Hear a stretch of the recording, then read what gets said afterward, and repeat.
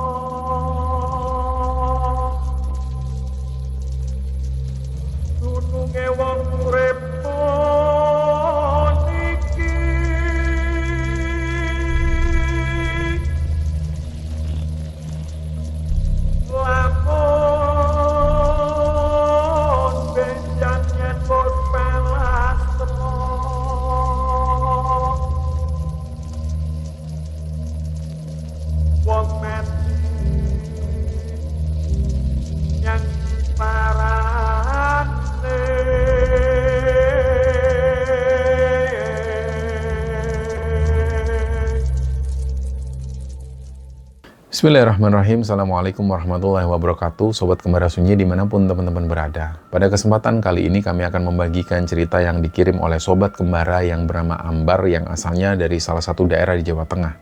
Sebelum kita masuk ke ceritanya teman-teman, untuk teman-teman yang nonton tayangan ini dan belum subscribe, jangan lupa untuk subscribe lebih dulu agar channel Kembara Sunyi ini lebih berkembang lagi dan kami lebih bersemangat lagi dalam membuat konten-konten terbaru di Kembara Sunyi.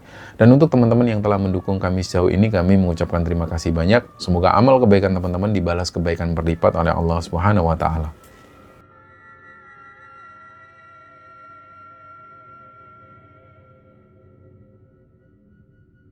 Cerita di episode kali ini ceritanya dibagikan oleh Sobat Kembara yang bernama Ambar. Tapi di sini Ambar nggak menceritakan kejadian mistis yang dia alami sendiri. Jadi cerita ini dari kakeknya Ambar. Kita sebut namanya Mbah Prawiro. Jadi panggilan dari Mbah Prawiro ini adalah Mbah Par. Dan Mbah Par ini adalah seorang veteran tua. Sekarang ini usia beliau sudah sekitar 80 tahunan lebih. Jadi awal ceritanya gini teman-teman, waktu itu Ambar ini pas lagi santai, dia nonton video-video Kembara Sunyi sambil mendengarkan cerita-cerita horor di Kembara Sunyi. Dan memang Ambar ini kalau pas nonton Kembara Sunyi itu di ruang TV. Nah dia nonton di TV, di ruang keluarga itu, kebetulan waktu itu Mbah Par juga lagi duduk di situ. Awalnya Ambar ini mengiranya kakeknya itu nggak bakal peduli, atau nggak bakal lah nonton tayangan-tayangan yang seperti ini. Tapi dari awal ketika video Kembara Sunyi ini muter sampai habis, Mbah Par ini malah nguping dan beliau itu nyimak terus setiap detail ceritanya dengan serius. Terus begitu videonya selesai, Mbah Par ngomong gini, lah sereman ceritaku biyen, kanok tunggale sereme. Di situ Mbah Par bilang, masih sereman ceritanya kakek dulu. Zaman-zaman dulu itu ceritanya serem, pokoknya nggak ada yang nandingin seremnya. Nah di sini Ambar langsung kepo, dia penasaran. Karena apa? Karena selama ini dia itu nggak pernah dengar cerita dari kakeknya soal cerita-cerita mistis atau cerita horor. Jadi di situ Ambar langsung minta diceritain sama Mbah Prawiro. Dan dari sinilah akhirnya Mbah Par mulai cerita tentang masa lalunya, dan kejadian ini terjadi di tahun 1965. Waktu itu usia Mbah Par masih sekitar 20 tahunan. Dan di masa-masa mudanya itu Mbah Par adalah pemuda desa yang badannya kuat, tenaganya juga perkasa, dan sehari-hari dia ini bekerja jadi petani bantu orang tuanya. Dan Mbah Par ini tinggal di sebuah desa yang sangat terpencil di kawasan daerah Jawa Tengah sana. Nah, supaya gampang kita sebut saja nama desanya ini Desa Pari. Nah, posisi Desa Pari ini ada di perbukitan tinggi dan tertutup dengan hutan jati. Jalan akses untuk keluar maupun masuk ke daerah sana waktu itu memang jalannya itu masih tanah yang berbatu, belum ada aspal seperti sekarang, dan jangankan berpikir soal listrik, lampu minyak waktu itu masih jadi barang mewah. Warga desa kalau pakai lampu minyak itu dilakukan seirit mungkin. Dan teman-teman pasti tahu karena kita menceritakan tentang tahun 1965, Jadi di tahun itu adalah salah satu lembaran bisa dibilang, atau ada sebuah peristiwa yang paling kelam dalam sejarah bangsa kita. Di situ ada gesekan antar kelompok, ada juga isu tentang mata-mata, propaganda, sampai curiga dengan tetangga sendiri. Dan itu sudah jadi seperti hawa sehari-hari di sana. Dan di tengah situasi desa yang sedang genting dan juga panas itu, Prawiro yang masih muda ini dikasih tugas sama sesepuh desa untuk mengadakan ronda malam. Memang biasanya ada ronda malam itu, tapi karena ada peristiwa ini, ronda itu semakin ditingkatkan. Setiap hari harus ada ronda, dan ronda ini harus keliling. Tugasnya di situ Prawiro ini harus memastikan nggak ada orang asing atau nggak ada orang penyusup yang masuk ke desa mereka untuk bikin rusuh atau memprovokasi warga di situ. Jadi setiap malam, batas desa ini dijaga ketat oleh bapak-bapak dan juga pemuda desa. Salah satunya adalah Prawiro ini.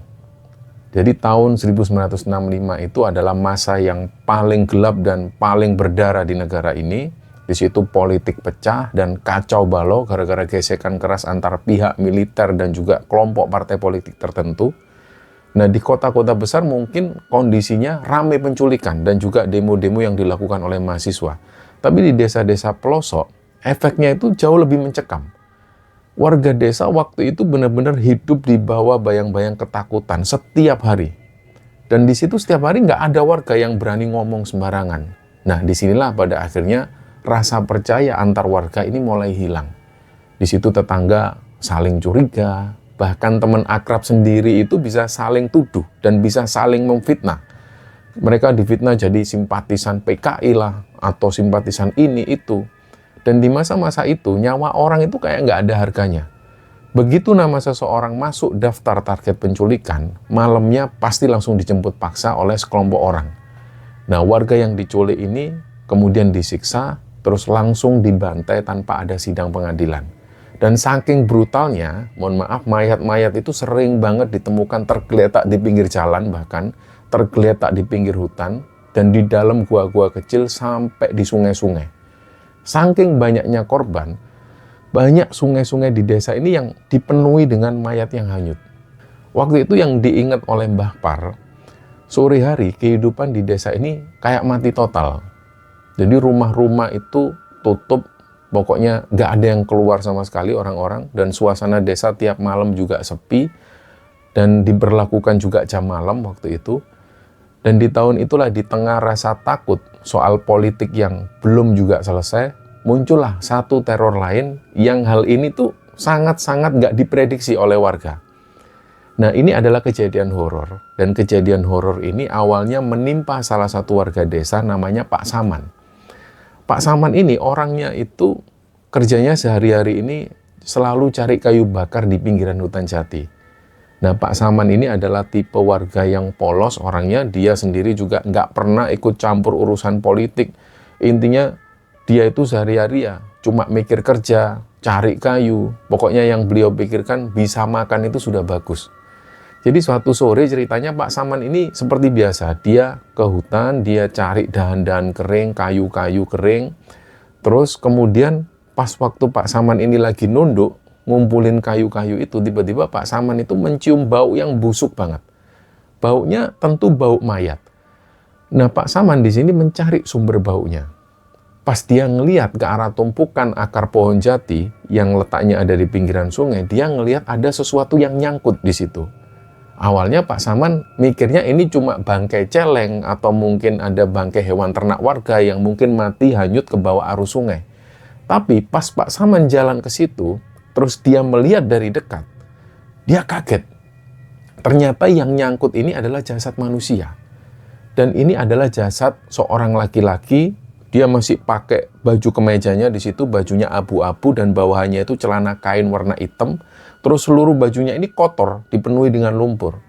Tapi yang membuat Pak Saman merinding adalah jasad ini nggak ada kepalanya. Jadi mulai leher itu sudah putus. Pak Saman langsung panik di situ, dia lari sambil teriak-teriak minta tolong. Nah, warga desa yang mendengar teriakan dari Pak Saman ini ya langsung keluar rumah semua. Prawiro yang waktu itu juga dengar, jadi Prawiro juga langsung menuju ke arah pinggiran kali tersebut. Pas sampai di pinggir sungai ini, Prawiro nyamperin mayat itu. Jadi dia langsung cek jasad ini dari dekat. Perlu diketahui bahwa Mbah Prawiro di masa-masa muda itu memang beliau itu berani orangnya. Dan beliau itu memang tega. Atau bisa dibilang kayak nggak cician sama sekali. Jadi di situ ada Prawiro sama Kang Tarman. Mereka ini karena ngelihat jasad ini nggak ada kepalanya, mereka langsung nyari kepala korban. Mereka cari di sekitar semak-semak, tapi tetap tidak ditemukan. Dan setelah ngecek itu, Prawiro ngasih tahu Pak Sastro juga bahwa jasad ini bukanlah warga desa Pari, karena memang nggak ada laporan warga desa mereka yang hilang. Dan perlu diingat, situasi tahun 65 itu sedang sensitif dan sedang panas-panasnya. Waktu itu yang namanya Pak Sastro dan juga warga yang lain, mereka itu takut. Mereka nggak berani juga lapor ke polisi soal temuan mayat ini, karena mereka mikirnya kalau sampai lapor ke pihak berwajib, takutnya malah warga desa ini dituduh macam-macam. Bisa jadi difitnah juga dan dicari, ini temennya siapa. Nanti mereka takut keseret tentang masalah politik yang lagi panas waktu itu.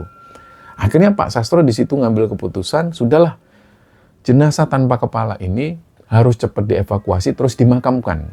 Supaya yang pertama ya nggak menimbulkan bau yang menyengat, dan ini harus dimakamkan dengan layak supaya nggak jadi masalah baru bagi warga desa.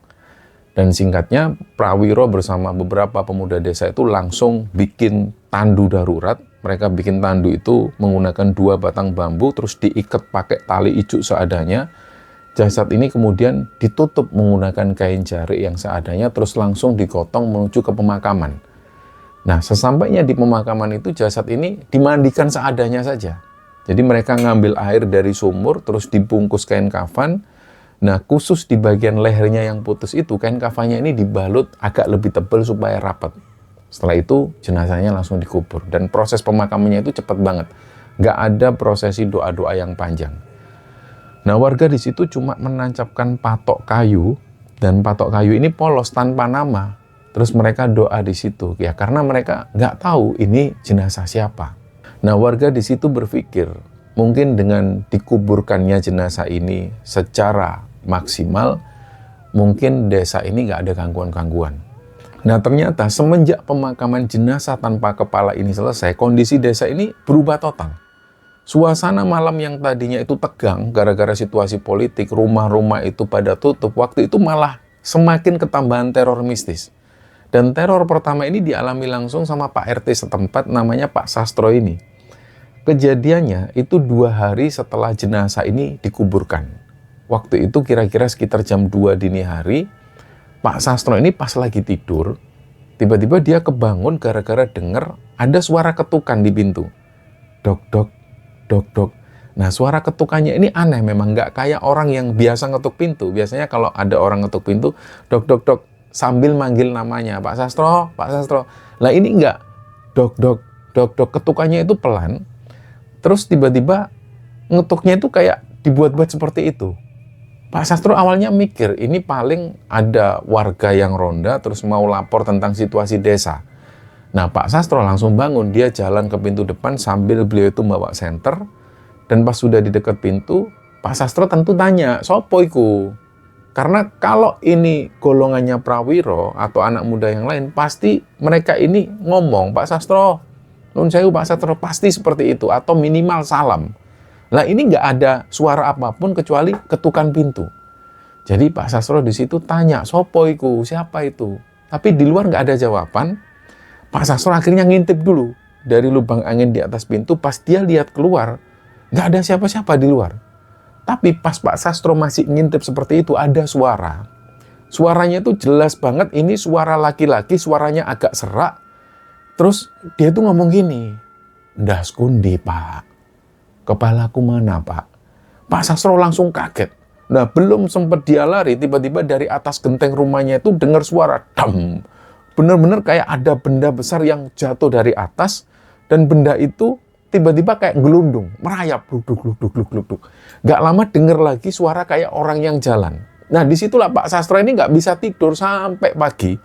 Akhirnya paginya Pak Sastro cerita ke beberapa warga, terutama orang-orang yang semalam melakukan ronda, dan seketika satu desa ini langsung gempar. Nah, pada akhirnya teror kedua ini terjadi dan teror ini dialami langsung sama Prawiro pas dia ini lagi ronda malam. Waktu itu ceritanya Prawiro ini lagi ronda bertiga bersama Kang Tarman, terus ada satu temennya lagi. Nah, waktu itu sekitar jam 1 malam.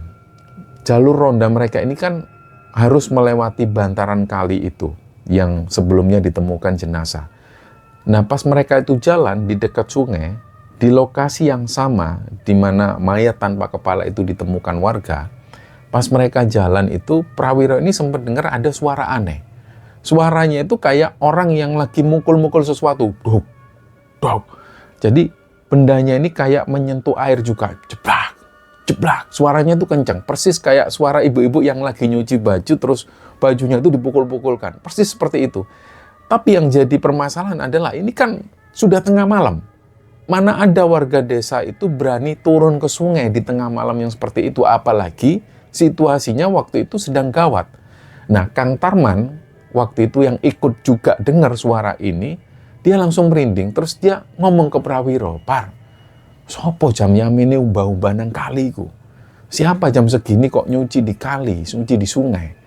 Prawiro ini karena dia berani, dia langsung menyorotkan lampu senter ke arah pinggir sungai itu, dan pas disorot di situ, mereka ini ngelihat. Jadi ada orang jongkok di pinggir sungai, posisinya itu membelakangi mereka bertiga, terus tangan si orang ini tuh kayak lagi mukul-mukulkan sesuatu ke arah sungai dan juga di dekat batu. Tapi pas Prawiro jalan agak maju, dia nyorot lebih dekat, ternyata sosok ini tuh nggak sedang memukul-mukulkan baju atau kain basah atau apa. Yang dipukul-pukulkan ke sungai ini, itu kepalanya sendiri. Jadi sosok ini tanpa kepala, dan kepalanya itu dipukul-pukulkan ke sungai. Nah, sosok ini kemudian kayak noleh ke arah Prawiro, jadi badannya kelihatan menghadap ke arah Prawiro. Prawiro dan teman-temannya ini jelas ngelihat di situ sosok ini tanpa kepala, dan 3 orang yang ngelihat ini. Akhirnya mereka pun langsung lari berhamburan. Barulah besok paginya mereka ketemu lagi, dan cerita ini akhirnya menyebar. Dan teror-teror selanjutnya ini dialami oleh warga. Salah satunya adalah Mbak Sri. Mbak Sri ini istrinya Pak Saman. Pak Saman itu orang yang dulu menemukan mayat tanpa kepala ini. Nah, kejadian ini dialami oleh Mbak Sri itu pas subuh-subuh sekitar jam 4-an pagi. Waktu itu Mbak Sri sendirian di dapur, pas dia ini lagi masak nasi. Nah, di area dapur rumah itu kan dindingnya kebanyakan masih dari anyaman bambu atau gedek istilahnya. Terus lantainya juga masih tanah biasa. Ketika api di tungku ini mulai membesar, Mbak Sri itu ngerasa kok ada yang aneh sama asap pembakaran kayunya itu. Asapnya itu tebal, warnanya itu hitam, terus tiba-tiba tercium aroma amis darah di situ. Baunya itu benar-benar bau darah. Nah, pas Mbak Sri mau ngambil kayu tambahan untuk dimasukkan ke tungku, asap tungku itu bukannya ke arah atap asapnya, tapi asapnya itu kayak ngepul, terus ngumpul di satu sudut dapur. Dan kemudian asap hitam itu membentuk sosok laki-laki di situ. Dan wujud laki-laki ini nggak ada kepalanya. Terus dari asap hitam itu muncul tangan yang kayak menjulur keluar. Tangan itu kayak nyoba memegang ke arah Mbak Sri. Dan di situ disertai dengan suara yang kayak mendesis. Bener-bener kayak suara air panas yang disiram dengan bara api. Mbak Sri di situ ya otomatis langsung teriak histeris. Sampai akhirnya Mbak Sri pingsan di situ. Dan teror yang lain juga menyerang Kang Tarman. Kejadiannya ini pas menjelang maghrib, waktu itu Kang Tarman pas lagi santai duduk di balai-balai kayu di depan rumah. Sebenarnya Kang Tarman ini mau makan malam, jadi istrinya masih nyiapin makan dari dalam rumah. Istrinya di situ sudah membawakan nasi tiwul sama lauk tempe goreng, terus sudah diletakkan di depan Kang Tarman, terus istrinya ini masuk lagi mau ngambil yang lain. Nah, pas Kang Tarman ini mau makan, lampu minyak tanah yang ada di teras rumah itu tiba-tiba mati, kayak ada yang niup. Nah, lampu itu benar-benar matinya itu kenceng, trap. Karena kondisinya langsung gelap, Kang Tarman manggil istrinya, "Yuk ambilin korek yuk." Lampunya mati. Jadi Kang Tarman nggak berpikiran apapun. Padahal itu aneh banget tiba-tiba lampu bisa mati seketika seperti itu. Nah, sambil duduk nunggu istrinya datang bawa korek, tiba-tiba lampu minyak itu nyala lagi.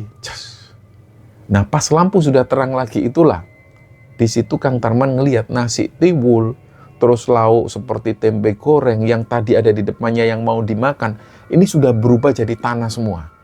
Dan ditambah lagi ada beberapa helai rambut panjang dan kondisinya kotor. Nah, itulah yang membuat Kang Tarman ini langsung nengok ke arah halaman depan rumah. Dia ngelihat siapa ini, kelakuan siapa. Tapi jelas bukan manusia yang melakukan ini. Nah, pas Kang Tarman lihat ke arah pohon mangga, muncullah sosok yang tanpa kepala ini. Dia ini langsung melambaikan tangan ke Kang Tarman, kayak seolah-olah nyuruh Kang Tarman mendekat. Kang Tarman di situ langsung masuk rumah, kunci pintu rumah, dia sampaikan ke istrinya jangan keluar dulu. Nah, pada akhirnya teror-teror inilah yang dialami oleh warga kampung dan mereka masih nggak tahu kenapa kok mereka itu diteror dengan sosok tanpa kepala. Dan sampai suatu ketika teror ini juga dialami oleh Pak Wo. Pak Wo ini adalah salah satu perangkat desa yang paling dituakan di desa sana. Jadi kejadian yang dialami Pak Wo ini terjadi pas malam Jumat. Malam itu ceritanya Pak Wo ini jalan ke sumur. Sumurnya ada di area belakang rumahnya. Niatnya Pak Wo ini mau sholat malam. Terus pas Pak Wo menurunkan timba ke sumur, nggak lama dia dengar air di dasar sumur itu suaranya aneh. Jadi airnya itu kayak air mendidih. Akhirnya Pak Wo yang menyorotkan senter ke arah dasar sumur. Di situ Pak Wo ngeliat ada pantulan bayangan dirinya sendiri. Nah, bayangan Pak Wo di sumur itu tiba-tiba gerak sendiri, beda dengan gerakan tubuh aslinya Pak Wo di sini. Pak Wo itu diem, beliau cuma menyorotkan senter, tapi bayangannya itu gerak. Terus bayangannya itu kayak megang lehernya sendiri, dan kepalanya itu lepas. Nah, Pak Wo nggak bisa ngapa-ngapain ketika ngelihat situasi yang seperti itu. Pak Wo itu sudah lemes banget, nggak bisa gerak. Dia ini sudah jalan sambil merangkak untuk balik ke rumah. Saking lemesnya dengkul. Dan bersamaan dengan itu Pak Wo dengar ada yang manggil-manggil namanya. Wo, Pak Wo malah semakin lemes, jadi Pak Wo ini berusaha balik masuk ke rumah itu sambil merangkak, saking lemesnya badan. Mau teriak pun nggak bisa. Untungnya Pak Wo ini bisa masuk rumah lagi, dan akhirnya bertubi-tubi hal ini dialami oleh warga, teror-teror ini. Suatu hari Prawiro sama ibunya itu lagi ada di rumah, cuma berdua. Waktu itu sekitar jam 8 malam, ibunya Prawiro ini tiba-tiba ingat kalau kemejanya Prawiro itu masih digantung di jemuran. Jemurannya ada di samping rumah. Nah, pas ibunya Prawiro buka pintu samping rumah, mau ngecek jemuran ini, kemeja yang ada di jemuran itu kelihatan masih basah. Tapi, di situ kemejanya itu gerak-gerak sendiri. Jadi, situasinya adalah kemeja hitam itu kayak ngembang, terus ngempis sendiri. Gerakannya itu persis kayak orang yang bernafas. Nah, disitulah ibunya manggil Prawiro, Par, merini oleh. Prawiro langsung nyamperin ibunya, terus ibunya ini cuma nunjuk ke arah jemuran.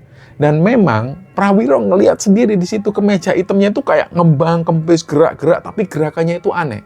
Dia deketinlah kemeja itu, terus dia raba-raba. Prawiro mikirnya mungkin ada hewan atau apalah di dalam kemeja, tapi pas diremes-remes nggak ada apa-apa di situ. Dan nggak lama Prawiro ngajak ibunya masuk. Wes bu, ayo mlebu ae, ayo masuk. Pas dia mau nutup pintu samping, muncullah suara. Hoi, tolong dolek ono ndas kowe. Hoi. Ibunya Prawiro di situ sudah histeris parah. Beliau ini teriak-teriak ketakutan dan Prawiro sempat merinding juga pas dengar suara itu. Ya, siapa yang nggak merinding tiba-tiba dengar suara yang seperti itu? Apalagi rumah Prawiro ini, kanan kirinya itu nggak ada rumah. Cuma semak-semak dan ada hutan kecil di situ. Prawiro langsung ngajak ibunya masuk rumah dan di situ dia berusaha menenangkan ibunya. Nah, malam itu ibunya Prawiro benar-benar nggak bisa tidur. Barulah pas bapaknya Prawiro ini pulang dari ronda, barulah di situ ibunya bisa tidur. Dan keesokan paginya, Prawiro dibangunkan sama ibunya. Par, tangi oleh. Jadi dia ini diajak ke arah jemuran. Di jemuran samping rumah, waktu itu sudah ada bapaknya Prawiro. Jadi bapaknya Par ini kayak ngecek sesuatu, kayak ngelihat sesuatu di bawah jemuran. Tapi di situ Par tanya, ono apa sih Pak? Ada apa Pak? Ibunya Prawiro lah yang jawab.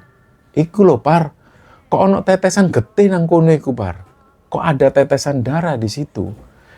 Nah, Prawiro ini ikut ngecek sama bapaknya dan memang benar di situ ada bekas darah yang sudah mengering. Jadi kayak seolah-olah ada tetesan darah dari kemeja Prawiro yang semalam diangin-anginkan di jemuran. Dan ini nggak masuk akal sekali.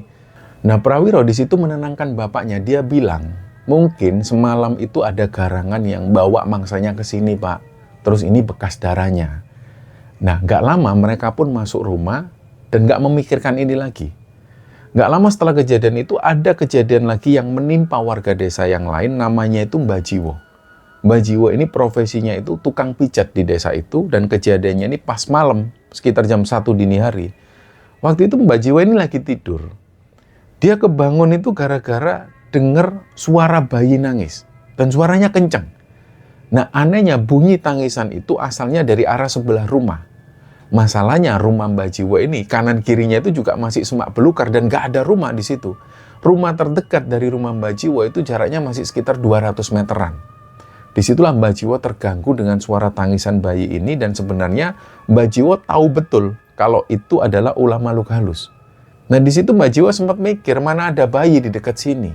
Akhirnya beliau bangun, beliau ambillah lampu minyaknya, terus dia keluar ke arah suara tangisan bayi itu. Dia deketi di arah semak-semak suaranya, dan suara bayi itu masih kedengeran. Mbah Jiwo masih tenang. Akhirnya Mbah Jiwo ngomong ke arah semak-semak itu, "Woi, metu kon demit, kurang ngajar kon ganggu wong turu ae." Nah, suara tangisan bayi ini masih terdengar. Mbah Jiwo malah makin jengkel di situ. Dia ambil batu, terus dia lemparlah persis di suara tangisan bayi itu sambil beliau ini ngumpat. "Simbokne asu." Nah, seketika itulah suara tangisan bayi ini berhenti. Mbah Jiwo pun sudah mau masuk ke rumah. Nah, pas mau balik masuk ke rumah inilah, dia ngeliat di sebelah pintu rumahnya itu, ada sosok tanpa kepala ini berdiri di situ. Dan sosoknya ini tinggi. Jadi, kayak seukuran orang-orang Timur Tengah. Dia itu kayak pakai jubah putih tapi nggak ada kepalanya. Mbah Jiwo sempat kaget pas ngelihat sosok ini. Mbah Jiwo ngumpat di situ. "Wasuh, ngageti wong tuwek kon bajingan." Jadi, Mbah Jiwo ini sebenarnya cuma kaget aja, tapi nggak takut sama sekali. Akhirnya dia ambillah segenggam tanah yang ada di bawahnya itu, terus dia baca-bacakan doa ta'awuz, "A'udzubillahi minasyaitonirrajim, a'udzubillahi minasyaitonirrajim." Setan ora doyan, demit orang dulit. Dilemparlah tanah itu ke arah sosok tanpa kepala ini. Nah, ada pemandangan aneh di situ. Pas sosok ini kena lemparan tanah yang dilempar Mbah Jiwo tadi, sosok ini kayak kebakar. Dan muncul asap di situ, bahkan baunya itu kayak bau sangit. Mbah Jiwo ngomel-ngomel lagi. "Aku gak ada urusan ya karo awakmu ya, cok macem-macem karo aku ya. Jadi aku gak ada urusan sama kamu, jangan macem-macem sama aku." Setelah itu Mbah Jiwo masuk rumah. Dan gak lama setelah itu ada lagi kejadian horor yang menimpa Pak Minto. Pak Minto ini adalah seorang peternak sapi. Lokasi rumah Pak Minto itu ada di ujung selatan desa. Dan cerita Pak Minto ini aneh. Sekitar jam 2 dini hari, Pak Minto kebangun gara-gara dengar suara ribut dari kandang sapinya. Pak Minto awalnya mikir, ini pasti ada maling ini. Jadi dia langsung ambil obor, ambil arit. Terus dia cepet-cepetan jalan ke kandang belakang. Nah, pas obornya diarahkan ke dalam kandang itu, Pak Minto ngeliat sapinya ini berdiri dengan posisi yang aneh, dan kepala sapi itu posisinya noleh, tapi kepalanya itu kebalik 180 derajat mengarah ke belakang. Dan mulut sapi itu kayak ngunyah sesuatu. Ternyata yang dikunyah sama sapi ini bukan rumput. Kayak ada semacam daging dan masih ada darahnya. Di situ Pak Minto khawatir sama sapinya. Baru kali ini sapinya bertingkah aneh seperti itu sampai kepalanya itu muter. Dan kenapa kok sapinya ini ngunyah kayak semacam daging? Pak Minto bingung waktu itu mau minta tolong siapa, dan gak lama muncullah sosok tanpa kepala ini. Dan gak tahu dari mana datangnya sosok ini, tiba-tiba sudah muncul di samping sapinya Pak Minto yang kepalanya aneh itu. Nah, Pak Minto akhirnya lari. Dia nggak pulang ke rumah, dia langsung lari ke rumah salah satu keponakannya. Dia gedor-gedor pintu rumah keponakannya, dia minta tolong. Nah, pas keponakannya bangun, Pak Minto minta tolong untuk segera ngecek sapi di kandang. Akhirnya dua keponakan Pak Minto ini menuju ke kandang sapinya Pak Minto. Dan ketika itu nggak lama, ponakannya ini balik sambil agak berlarian ke arah Pak Minto. Terus keponakannya ini bilang, kalau sapinya Pak Minto ini mati di kandang. Dan kepala sapi itu nggak ada, hilang. Dan inilah benar-benar kacau. Pak Minto nangis histeris di situ. Perasaannya nggak karu-karuan. Dia nggak bisa membayangkan sapinya mati tanpa kepala. Dan Pak Minto itu nggak kuat. Beliau langsung pingsan di situ. Dan nggak lama ketika beliau sadar dari pingsannya itu, beliau bangun terus menanyakan, "Sapiku ya opo le?" Keponakannya ngomong lagi, "Sapi ini wis gak ono le." Terus Pak Minto tanya lagi, "Dase potol ta le?" "Enggak Pak le." Pak Minto tanya ke keponakannya itu, "Kepalanya memang nggak ada putus tali." "Iya Pak Le." Nah di situ Pak Minto pingsan lagi. Akhirnya Pak Minto ini sampai dibawa ke puskesmas, beliau itu sampai 5 harian mengalami sakit. Barulah pas anak-anaknya Pak Minto yang dari luar kota ini pulang ke rumah, menjenguk Pak Minto mulai sehat lagi. Nah, beberapa hari setelah kejadian yang dialami Pak Minto, ada warga yang namanya Mbok Sumi, ini beliau juga mengalami kejadian mistis. Mbok Sumi ini adalah seorang janda tua yang beliau tinggal sendirian di rumah yang rumahnya itu dekat dengan area persawahan. Dan kejadiannya ini dialami Mbok Sumi itu pas waktu subuh. Mbok Sumi waktu itu ceritanya baru bangun tidur, terus beliau ini mau jalan ke kamar mandi. Nah, di situ dia kaget ngelihat lantainya ini kok basah semua, jadi kayak ada jejak kaki.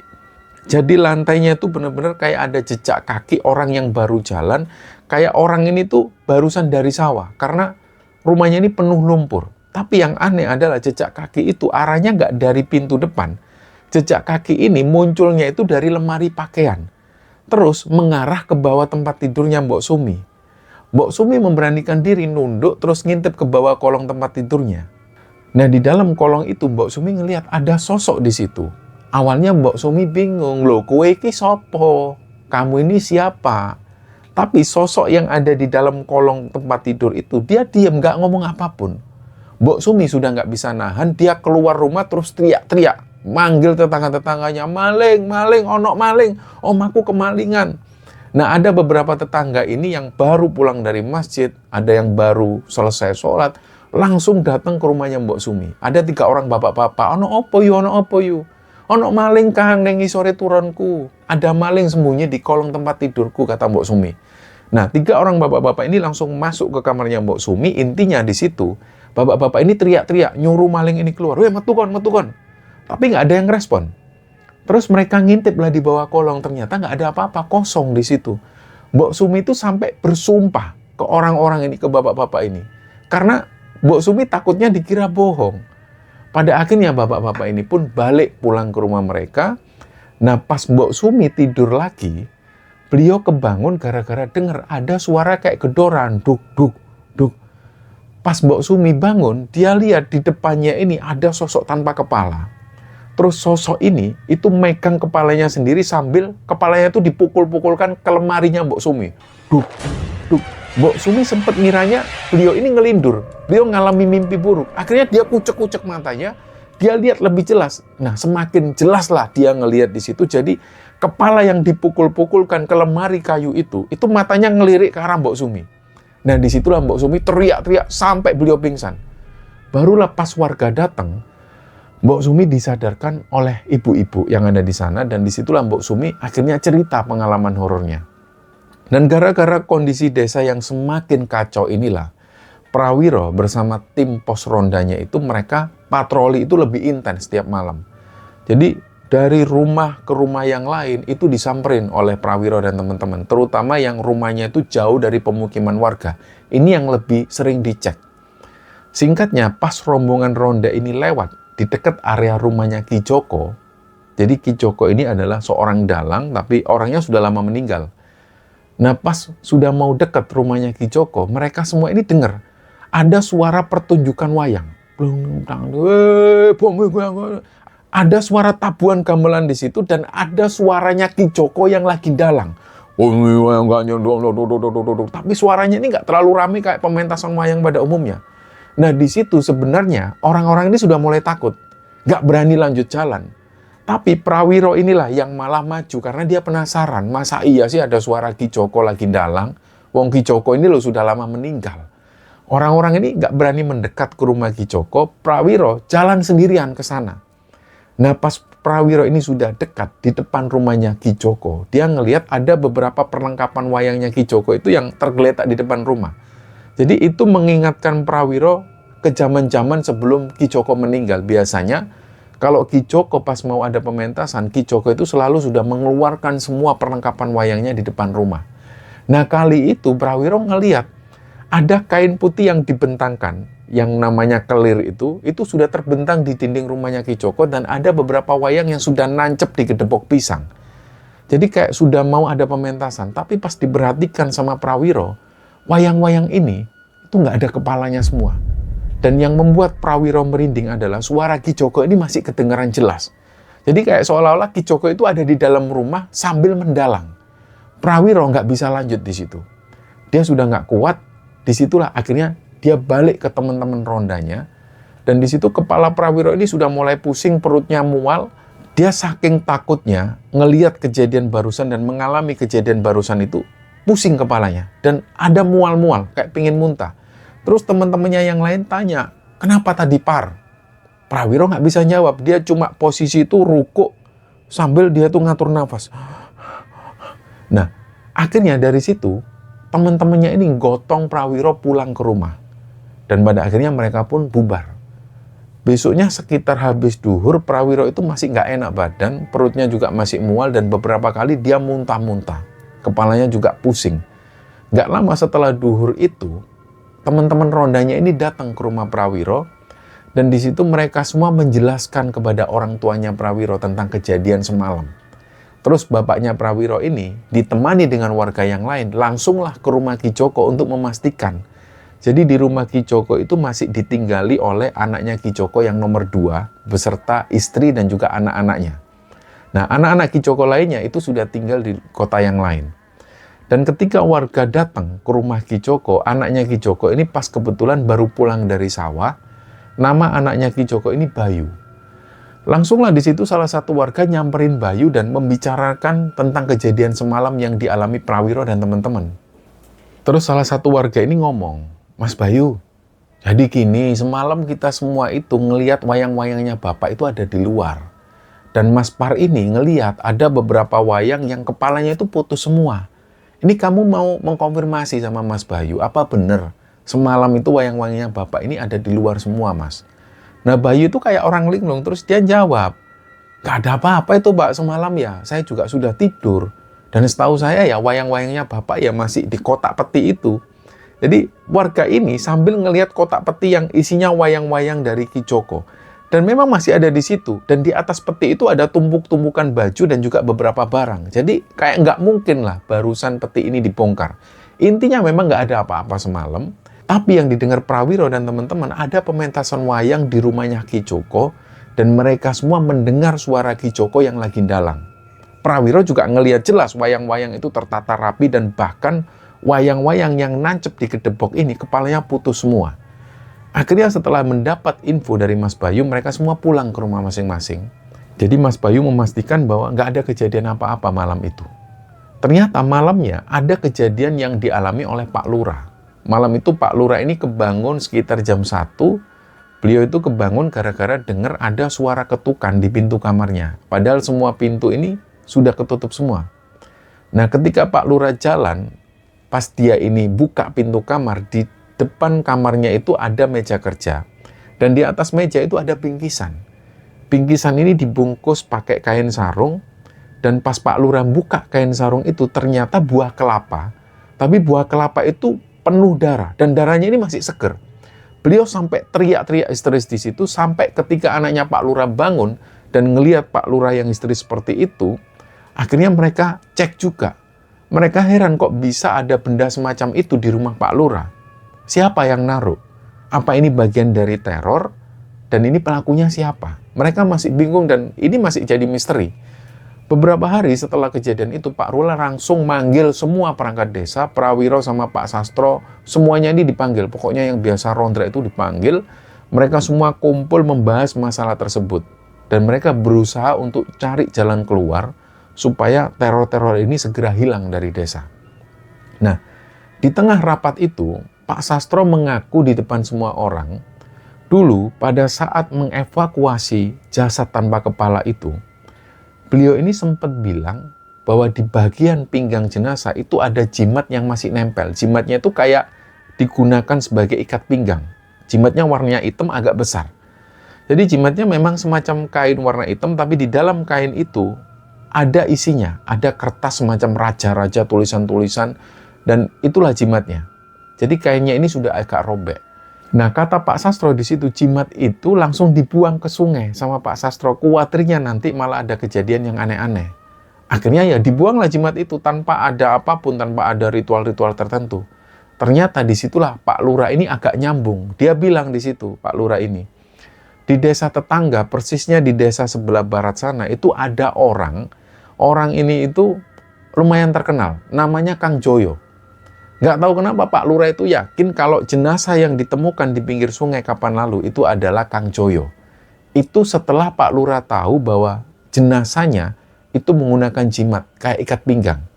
Dan satu-satunya orang di daerah sana yang pakai jimat semacam itu ya cuma Kang Joyo. Kang Joyo ini bukan orang sembarangan juga, dia itu adalah seorang seniman ketoprak. Beliau juga bisa ngelukis, bisa main gamelan juga, pokoknya beliau ini seniman dan budayawan. Nah, setahu orang-orang, Kang Joyo itu adalah aktivis Lekra. Nah, kita cerita dulu tentang Lekra, supaya teman-teman yang mungkin belum tahu akhirnya paham. Kenapa akhirnya sampai Kang Joyo ini dibayar secara sadis seperti itu. Jadi Lekra ini adalah lembaga kebudayaan rakyat. Itu kayak semacam organisasi seniman dan juga para budayawan yang sangat besar juga di Indonesia, terutama di sekitar tahun 1950-an sampai tahun 1965. Nah, Lekra ini adalah sebuah komunitas besar bagi para seniman, kayak penulis, pelukis, penyanyi, pemain teater, ludruk juga. Mereka punya satu keyakinan bahwa seni itu harus membela rakyat miskin. Yang waktu itu rakyat miskin ini diwakili oleh petani dan kaum buruh. Jadi bukan cuma jadi pajangan orang-orang kaya. Dan semboyan mereka yang paling terkenal adalah seni untuk rakyat. Jadi di situ lagu, lukisan, maupun pementasan teater yang mereka buat itu harus menceritakan tentang kesusahan hidup rakyat kecil dan ada semangat melawan penindasan. Dan Lekra ini didirikan tanggal 17 Agustus 1950 karena dipicu oleh 3 alasan utama. Yang pertama adalah setelah Indonesia merdeka tahun 45 itu, para pendiri Lekra ini ngeliat kehidupan rakyat kecil itu tetap susah dan tetap miskin. Mereka merasa kemerdekaan itu baru dinikmati oleh segelintir elit politik dan juga orang-orang kaya. Yang kedua, mereka ini nggak suka dengan gaya-gaya seni barat, terutama seni dari Amerika maupun Eropa. Yang mereka anggap seni mereka ini egois, cuma memikirkan keindahan seni dan demi seni itu sendiri. Dan mereka cuek dengan kemiskinan yang ada di sekitarnya.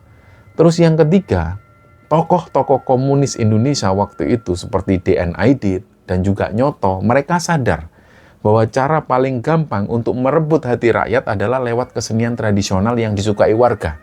Ya kayak ketoprak, ludruk, dan juga lagu-lagu daerah. Nah pertanyaannya, kenapa seniman Lekra ini ikut dibantu di tahun-tahun itu? Karena gini teman-teman, hubungan antara Lekra dan juga politik inilah yang akhirnya menjadi petaka bagi para seniman-seniman Lekra di situ. Terutama ketika meletusnya peristiwa G30S di tahun 65. Jadi meskipun sebenarnya secara resmi Lekra itu cuma organisasi independen, tapi di lapangan mereka kerjasama dan didanai juga oleh PKI. Banyak pemimpin Lekra yang juga merupakan tokoh-tokoh penting di PKI. Dan pada waktu peristiwa G30S ini terjadi dan PKI dituduh sebagai dalangnya, militer dan juga kelompok anti komunis ini langsung melakukan pembersihan total. Dan karena Lekra itu nempel pada PKI, jadinya ya semua seniman-seniman Lekra ini otomatis dicap PKI dan dicap musuh negara. Disinilah tragisnya, mayoritas seniman daerah seperti pemain ludruk, ketoprak maupun penari ronggeng di desa-desa itu, sebenarnya mereka itu sama sekali nggak paham tentang politik komunisme. Mereka bergabung ke Lekra itu karena Lekra memberi mereka panggung dan ada bantuan alat musik juga atau sekedar membelikan seragam pertunjukan. Dan ini yang juga dipahami oleh Kang Joyo waktu itu. Dan karena dicap komunis, kelompok bersenjata dan militer akhirnya memburu mereka semua. Seniman-seniman Lekra ini ditangkap, Kang Joyo sendiri ditangkap pas mereka itu lagi manggung. Tapi Kang Joyo sempat kabur dan akhirnya ketangkep dan dieksekusi. Pokoknya semua dibantu sampai akar-akarnya. Itulah sekilas cerita tentang Kang Joyo yang ternyata beliau ini merupakan seniman Lekra. Akhirnya mereka sepakat mau ngasih kabar ke keluarganya Kang Joyo, tapi mereka harus bener hati-hati ngasih taunya. Takutnya mereka nanti malah dicap PKI juga, sama kayak Kang Joyo. Nah, ketika Prawiro dan beberapa orang nyari rumahnya Kang Joyo, ada kejadian ganjil di situ. Jadi pas mereka sampai di kebun tebu, pas sudah mau deket desanya Kang Joyo, mereka dengar ada suara kayak orang berisik di tengah kebun tebu itu. Nggak lama, muncul sosok di depan mereka, jadi kayak ada orang berdiri di situ, tapi bayangannya itu sampai menutup pandangan Prawiro dan teman-temannya. Saking tingginya orang ini. Singkatnya, pas sampai di rumah Kang Joyo, Prawiro izin masuk ke rumah. Di situ ada istri dan juga sepupunya Kang Joyo di rumah, dan ada anak-anak Kang Joyo yang waktu itu masih kecil-kecil semua. Setelah itu pintu rumah ini ditutup. Prawiro menjelaskan tentang penemuan jenazahnya Kang Joyo di dekat sungai di desa mereka. Awalnya istri Kang Joyo itu sempat nunduk terus nangis, tapi di situ terlihat kalau istri Kang Joyo ini nggak sampai kaget yang seperti apa, dan beliau nggak histeris. Dan pas istri Kang Joyo nangis itulah sepupu Kang Joyo menjelaskan bahwa sebenarnya keluarga sudah tahu soal ini, tapi mereka nggak bisa berbuat apa-apa. Mereka sempat ngelihat Kang Joyo itu diseret awalnya. Malam itu ketika Kang Joyo manggung, Kang Joyo ini diseret di lapangan besar di dekat desanya Prawiro sana. Dan mereka yakin pada waktu itu, Kang Joyo pasti sudah dieksekusi. Entah dimasukkan ke sungai, entah dimasukkan sumur, atau dibawa kemana. Yang jelas, sudah pasti Kang Joyo ini dieksekusi. Singkatnya, Prawiro menjelaskan bahwa ketika jenazah Kang Joyo ditemukan tanpa kepala itu, warga desa ini menguburkan jenazah itu ya tanpa kepala, karena nggak tahu kepalanya ini di mana. Di situ Prawiro ngasih ancer-ancer ke keluarganya Kang Joyo tentang makamnya Kang Joyo. Pokoknya ada batu nisan dari kayu di situ, itulah makam Kang Joyo. Dan sepulangnya dari rumah Kang Joyo, ternyata kejadian-kejadian horor ini nggak berhenti sampai di situ. Warga masih sering mengalami teror-teror di desa. Terus Pak Sastro itu diam-diam mendatangi Mbah Sukro. Mbah Sukro ini adalah salah satu sesepuh adat paling tua di desa itu. Usia beliau sudah 100 tahun lebih. Mbah Sukro itu tinggal sendirian di rumahnya. Tempatnya itu terpisah jauh dari pemukiman warga desa. Mbah Sukro ini memang dikenal punya penglihatan mata batin yang tajam. Tapi memang di masa-masa itu Mbah Sukro jarang keluar rumah. Apalagi setelah peristiwa pembangunan di desanya. Beliau juga takut dituduh ini itu. Karena Mbah Sukro ini dikenal juga sering membantu orang-orang PKI di masanya. Bisa dibilang Mbah Sukro ini tokoh spiritualnya orang-orang PKI. Jadi kalau orang-orang PKI butuh apapun, itu seringnya juga minta pendapatnya ke Mbah Sukro. Itulah yang membuat Mbah Sukro nggak berani keluar rumah. Tapi sampai detik itu, untungnya Mbah Sukro ini masih aman dan selamat. Nah, disitulah Pak Sastro langsung ngomong ke Mbah Sukro, "Mbah, pripun kabare? Gimana kabarnya?" Mbah Sukro menjelaskan bahwa aku itu pekewo. Arep metu ya bingung, nek nang omahe ya bosen. Aku wedi pisan ya mbek wong-wong iku. Intinya Mbah Sukro juga takut mau keluar rumah, takutnya dia dituduh ini itu, dia takut dibantai juga. Karena selama ini Mbah Sukro juga dikenal dekat juga dengan simpatisan PKI. Nah, di situ akhirnya Mbah Sastro tanya, "Mbah, niki pripun, Mbah? Gimana caranya supaya teror di desa kita ini berhenti, Mbah?" Mbah Sukro ngomong di situ, "Ya aku iki arepe ngomong ambek kowe kabeh tapi aku ya gak wani metu. Untungnya kok kowe mrene." Mbah Sukro menjelaskan, "Aku itu sebenarnya sudah lama mau ngomong ini tapi aku nggak berani keluar. Untungnya kok kamu kesini. Jadi sing pertama, dolek ono sirahe Joyo dhisik. Sirahe Joyo iku kudu ketemu terus dikubur bareng ambek awake. Kudu dikafani pisan, ora dipisah yo, Ngger."